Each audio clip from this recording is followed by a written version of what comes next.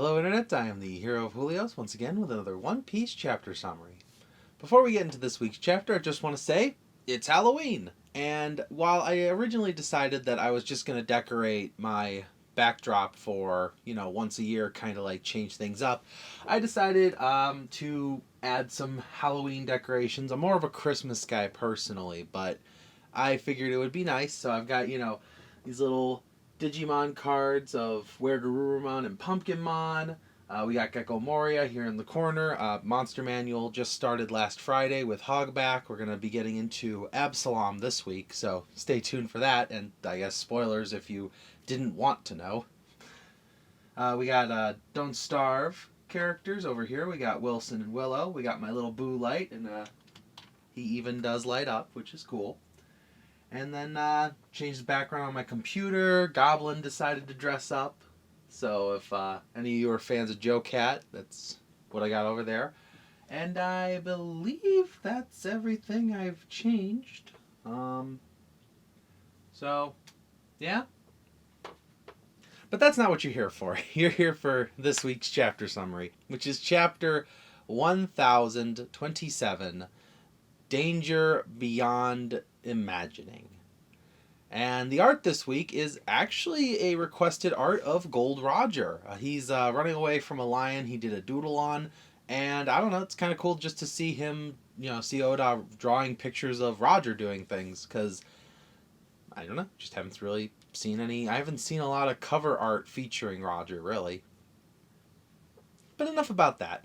Let's get into the chapter itself. That starts with Nekomamushi next to a defeated Perospero with Wanda and Carrot, and he's covering his eyes, and he's like, "Oh, you guys gotta stay careful. The moon suddenly just showed up, and I don't want you guys accidentally getting into your Sulong forms." And Yamato, up in the top of Onigashima, is reminiscing about Odin's logbook and how it spoke of Whitebeard and Roger clashing and splitting the sky, furthering the Luffy is at this level finally. I want to take this moment to go back to an initial theory I had where, I don't know, somebody's going to have to ask it in a question corner, but if Ryuo is the ability to project your Conqueror's Haki, like if that's how you do it. We know Rayleigh could do it because he had Conqueror's Haki. We know Luffy can do it because he has Conqueror's Haki, and with the clashes between like Whitebeard and Shanks, Big Mom and Kaido, we get it. People with Conqueror's Haki can do it.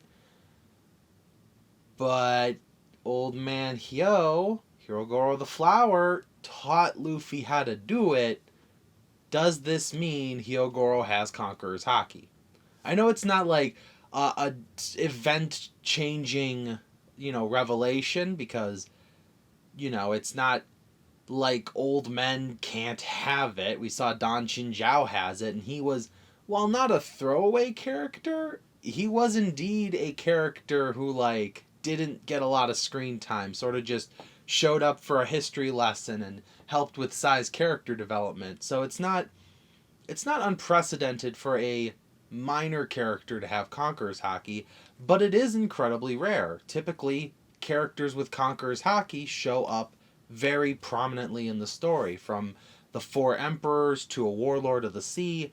It just seems like a little out of place that it's now we have this implied that maybe a character has it, and who knows what other characters have it implied if we think that way. So keep an eye on any character exhibiting armament haki, because they may take it to the next level and show that they may have signs of it. That's just my little theory about Conqueror's Haki and how it will be hinted at in other characters from this point on. Obviously, wanting to fight Kaido himself, Luffy tells Momonosuke to do his job. It's your job to get to the clouds and push Onigashima somewhere else. Don't let it stay here. You have to stop this because you're the only one who can. And Yamato, go protect Momonosuke. And following Luffy's commands, well, not so much commands, but following Luffy's idea, the two of them sort of team up to go take care of this problem. As they do so, though, Yamato actually like checks her forehead, and you can see a pretty decent amount of blood. Obviously, being the child of Kaido, Yamato is very, very strong naturally, but it's much more prominent now that we see that like initial blocking when they both did Thunder Bagura at the same time. No, he can project his Conqueror's Haki. He can hit, further than Yamato can, and therefore she did take a huge amount of damage, which is probably another good reason why Luffy tagged in and told the two of them to just go. Of course, Kaido's not going to let them just run away. He, lunges after them, but a tiny block from Yamato to like sort of deflect his attack to Momonosuke. Luffy wraps his legs around Kaido's neck, and Yamato says, "Let me guess, you want to do this yourself." And Luffy's just like, "Yep." And Luffy yanks Kaido away just in time for the other two to fly off. As they're down there below Onigashima, Yamato notices the fire festival and sees the clouds and stuff, and then she notices the flames are weakening. The scabbards, they hurt Kaido, not too terribly, but the fight with Luffy, Zoro, Kid, and Killer, or not Killer, oh no, Killer was there, and then Law, that did a number to him. Having to switch into his dragon form, then back into his hybrid form, then back into his dragon form. I don't know if that's exactly tiring, but Kaido is like the only person on Onigashima who has not taken a break since he started fighting. Even Luffy, has gone to the ground, or Kid and Law have, had to chase after someone. Even Big Mom had a casual stroll for a minute. Kaido's the only one who's kept fighting. And Yamato has seen, what Kaido is capable of. She notices his flames are starting to weaken. The hold on Onigashima is fading, and soon it's going to drop. Whether Kaido wants it to, whether Kaido gently places it on top of the fire festival, or Kaido fizzles out and the rock just plummets. She also tells Momonosuke, with the amount of weapons and gunpowder on this island, Onigashima is a massive bomb. We are talking small nuke. We are talking meteor. We are talking wipe out friend and foe alike. No survivors. Maybe not even Kaido himself. With this realization, Momonosuke says, well, we have to stop Luffy. We have to, Luffy can't defeat Kaido right now. We're just going to have to figure out something else. To which Yamato bonks him on the head and says, no way. Undoable. Because Luffy is putting everything on his shoulders right now. We have to do this in secret. We have to figure out a way to get you to use your flames, make your own flames, and, carry the island, push it somewhere else, like we were saying earlier.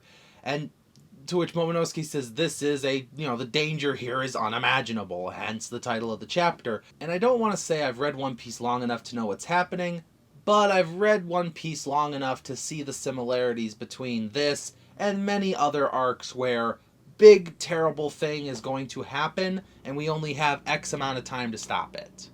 Alabasta's bomb was going to blow up in 3 minutes. It was going to wipe out the plaza, and even if it blew up in the clock tower, it was still going to take out a lot of people. Pell grabbed it just in time, valiantly sacrificed himself. Noah was falling, and it was going to crush Fishman Island, killing everyone on there. Luffy had only like 30 seconds to punch it out. Sea King show up just in time because Shirahoshi asked them to stop Noah. In this case, Onigashima is going to either start plummeting, like Luffy defeats Kaido, the flames go away, and it falls, and then Momonosuke, catches it right in the final moment, or Momonosuke is going to just work up the courage in the middle of like 3 or 4 chapters, make the flames like one at a time, and then just start pushing it away. Maybe like as it's lowering, he like creates some flames, stops the descent, creates more flames. It's like slowly getting closer. Probably what I think is going to happen is the people will see Onigashima, whether it's immediate plummet or if it's gentle cascade. People in the Fire Festival will see this giant pink dragon slowly stopping Onigashima from falling, regardless of fast or slow.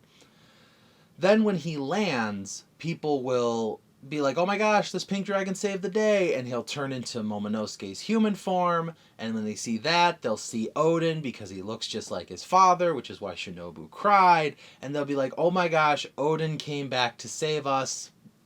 Clarification, but it'll still be the big heroic moment that sends Onigashima, or sends Wano in general, back on track. The last part of this week's chapter is Zoro flying through walls as King sent him, hurtling away.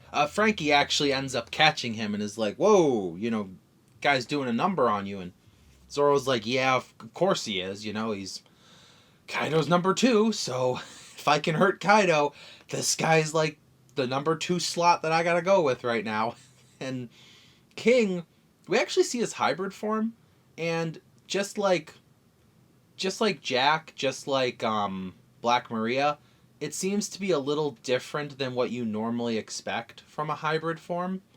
See, like with most hybrid bird-like characters, like with Pell, there's a change to like your face and your chest and things like that. King's only alteration is he has pterodon wings. And don't get me wrong, he looks just as intimidating as ever. But it's interesting to see that once again another alteration has been made to the zone type devil fruit. And while Oda has himself said that there's not exactly rules, there has been a little bit of consistency up until the Beast Pirates. Which again makes a ton of sense given that Kaido is really heavy on how strong zone types are. But the wildness of King is actually hitting friend and foe alike. Even Queen comments on this saying, hey, King, you almost killed me with that attack. And King goes, yeah, it would have been better if I did. And of course, best friends, just like Zoro and Sanji. But King's going on a rampage because Zoro broke his mask.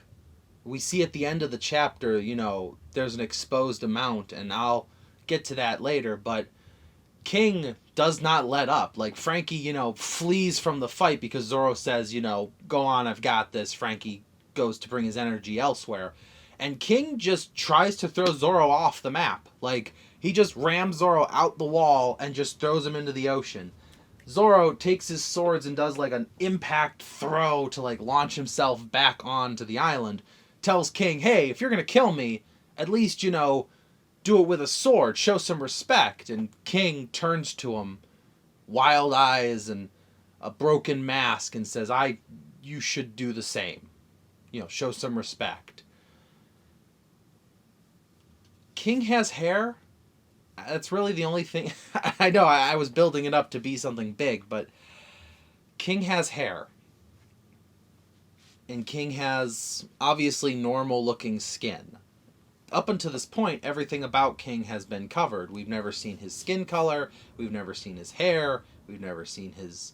Well, we've seen his eyes through the mask, but we haven't even seen his mouth. There's really not much I can go off of here.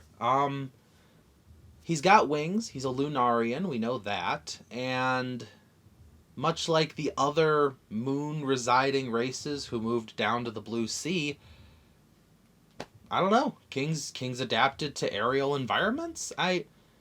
We'll just have to wait and see. Probably going to get this picked up at the start of the next chapter, but that's all we have for this week is King has hair.